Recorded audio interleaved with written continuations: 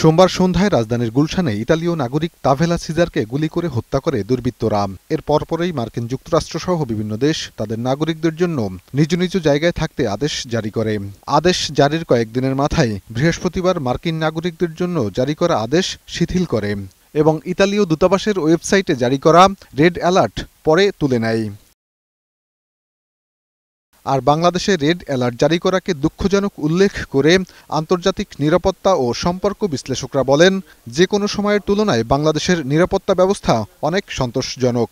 জঙ্গি বা সন্ত্রাসী কর্মকাণ্ড বিষয়ে যে প্রশ্নটি এখন ইদানিং উঠেছে, সেক্ষেত্রে কিন্তু বাংলাদেশ অত্যন্ত সফলভাবে বাংলাদেশের স্থানীয় যে জঙ্গি সংগঠনগুলো আছে তাকে সফল করে দমন এবং নিয়ন্ত্রণে রেখেছে।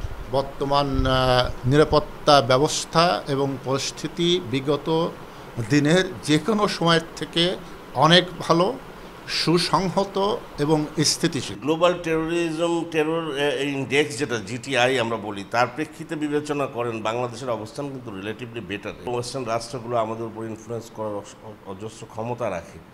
সেই কারণে আমি বলবো যে এটা দুর্ভাগ্য ছাড়া আমাদের কিছু না, যে আমাদের মতো দেশে ছোটোখাটো একটা ঘটনা ঘটার সাথে সাথেই রেড অ্যালার্ট জারি করা। সাম্প্রতিক সময়ে ইতালীয় নাগরিক হত্যাকাণ্ড একটি বিচ্ছিন্ন ঘটনা উল্লেখ করে তারা বলেন, একটি ঘটনা দিয়ে নিরাপত্তা হুমকি আছে সেটা বলা যাবে না।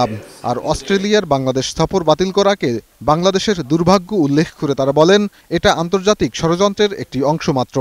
আন্তর্জাতিক ক্রিকেট অঙ্গনে তিন মূল বিশিষ্ট যে একটা রাজনীতি চলে, সেই রাজনীতির কোনো ষড়যন্ত্রের অংশ হিসাবে এটা হয়েছে কিনা সেটাও কিন্তু দেখার বিষয়। যেহেতু অস্ট্রেলিয়া মার্কিন যুক্তরাষ্ট্রের সাথে সব কিছুতে লেজুড় ভিত্তি করছে, সুতরাং সেখানেও এই ধরনের কোনো খেলার লেজুড় ভিত্তিতে অস্ট্রেলিয়া জড়িয়ে গেছে কিনা সেই সন্দেহবাদ কিন্তু আমাদের মনের মধ্যে কাজ করছে। ছোটোখাটো দুটো একটা ঘটনা, এই ঘটনা দেখে আপনি মনে করার কোনো কারণ নয় যে বাংলাদেশের নিরাপত্তা হুমকির মুখে।